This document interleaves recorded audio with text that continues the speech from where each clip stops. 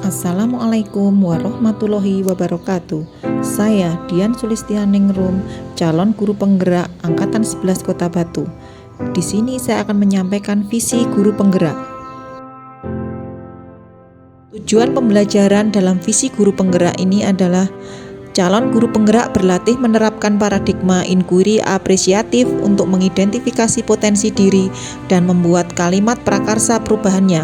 Yang kedua, CGP berlatih menyusun bagja menurut kalimat prakarsa perubahan diri yang telah dibuat untuk kemudian menjalankannya. Pendekatan inquiry apresiatif di sini atau IA dikenal sebagai pendekatan manajemen perubahan yang kolaboratif dan berbasis kekuatan. IA menggunakan prinsip-prinsip utama psikologi positif di sekolah. Pendekatan IA dapat dimulai dengan mengidentifikasi hal baik yang ada di sekolah dan mencari cara bagaimana hal tersebut dapat dipertahankan dan memunculkan strategi untuk mewujudkan perubahan ke arah yang lebih baik.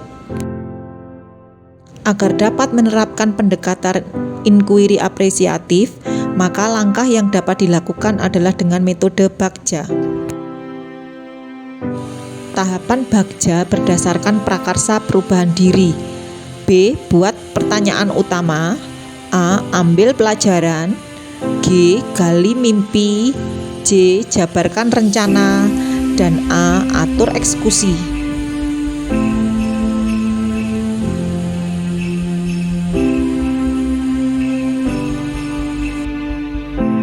Visi guru penggerak yang saya susun terwujudnya generasi yang terampil, berakhlak, dan berkarakter profil pelajar Pancasila. Menyusun pernyataan prakarsa perubahan atau ATAP. A. Aset. T. Tantangan.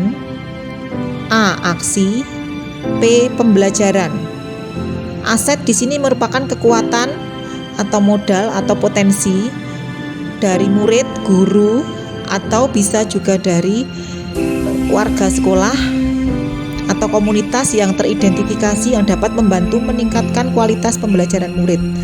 Tantangan di sini tantangan atau keresahan yang perlu dilampaui demi mewujudkan harapan atau mencapai visi. Aksi di sini kontribusi individu atau pendidik yang dapat dimanfaatkan untuk mewujudkan harapan mencapai visi. Pembelajaran yang bermakna, adab atau kebiasaan diharapkan tumbuh dan melekat di bawah murid hingga dewasa.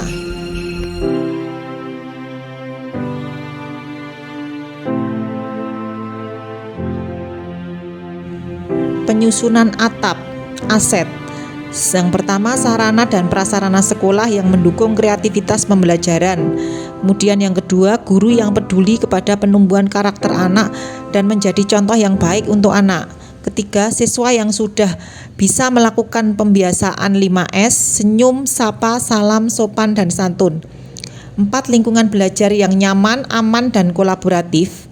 5. Kepala sekolah yang selalu mendukung dan memberi motivasi terhadap kegiatan positif guru.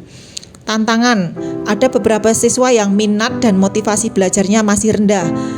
Ada beberapa guru yang masih menggunakan metode mengajar secara konvensional. Yang ketiga, kurangnya kesadaran dari pihak orang tua murid dalam membimbing anak di rumah. Keempat, minimnya anggaran sekolah dalam kegiatan atau program pembelajaran. Aksi, 1. Berkolaborasi dengan warga sekolah dengan menerapkan pembiasaan serta budaya positif di sekolah. Kedua, penerapan pembelajaran yang menyenangkan dengan memaksimalkan pemanfaatan media dan sumber belajar. Ketiga, aktif membiasakan diri melaksanakan pembelajaran berpihak pada murid. 4. Mengaktifkan kegiatan komunitas belajar. Kelima, melakukan refleksi setiap akhir pembelajaran sebagai bahan evaluasi. Pembelajaran, perubahan yang kami harapkan nanti adalah sekolah yang nyaman sehingga murid-murid betah dan senang belajar di sekolah. Dalam rangka mencetak murid dengan profil pelajar Pancasila dengan cara meningkatkan suasana belajar yang kolaboratif, menumbuhkan kreativitas anak dalam pembelajaran.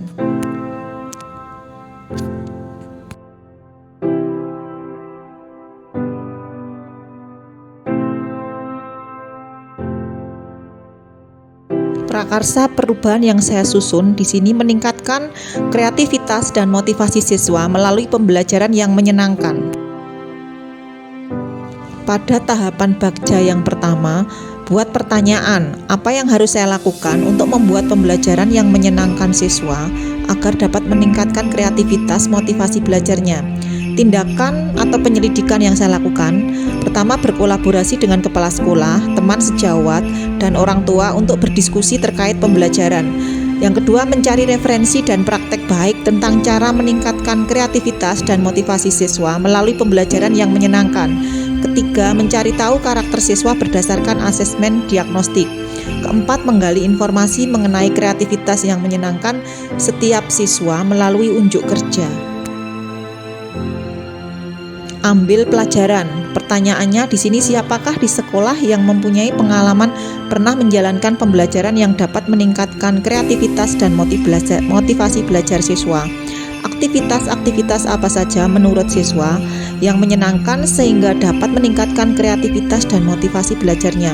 Ketiga, keterampilan apa yang sudah saya miliki dan membantu saya mewujudkan pembelajaran yang menyenangkan siswa?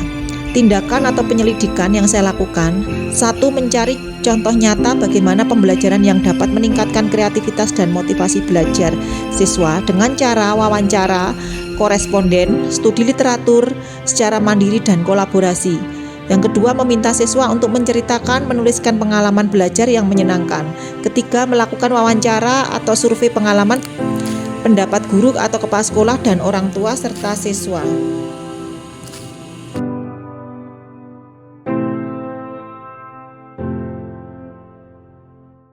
Gali mimpi. Pertanyaannya, proses pembelajaran seperti apa yang dapat meningkatkan kreativitas dan motivasi siswa? Yang kedua, apa yang harus saya lakukan agar tetap dapat meningkatkan kreativitas dan motivasi belajar siswa dalam melaksanakan pembelajaran? Yang ketiga, bisakah semua melakukan pembelajaran yang menyenangkan dan berpihak pada siswa? Tindakan dan penyelidikan yang saya lakukan, menerapkan model pembelajaran yang menyenangkan dan menyusun program pembiasaan untuk meningkatkan motivasi belajar siswa. Menciptakan pengaturan lingkungan belajar yang nyaman, meyakinkan siswa untuk menumbuhkan kreativitas dan motivasi belajarnya, berbagi praktek baik kepada rekan guru sebagai implementasi dan pengimbasan pembelajaran, mempraktekkan kegiatan tersebut secara berkelanjutan.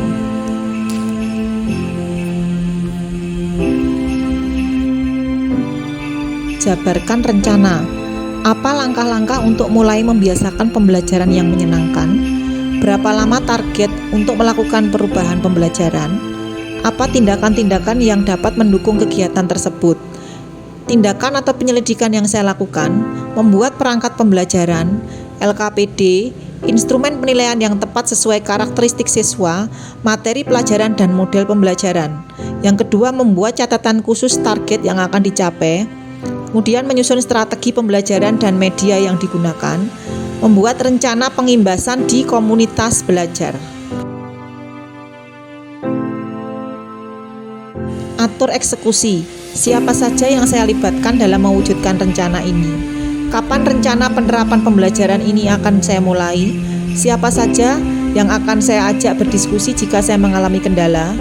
Kemudian siapa yang bertanggung jawab memonitor kualitas pembelajaran? Bagaimana cara menjaga pelaksanaan pembelajaran secara kontinu?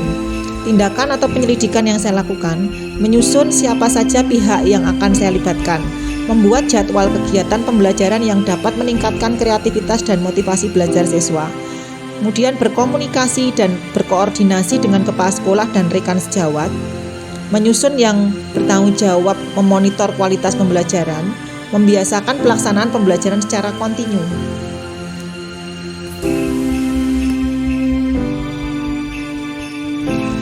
Terima kasih.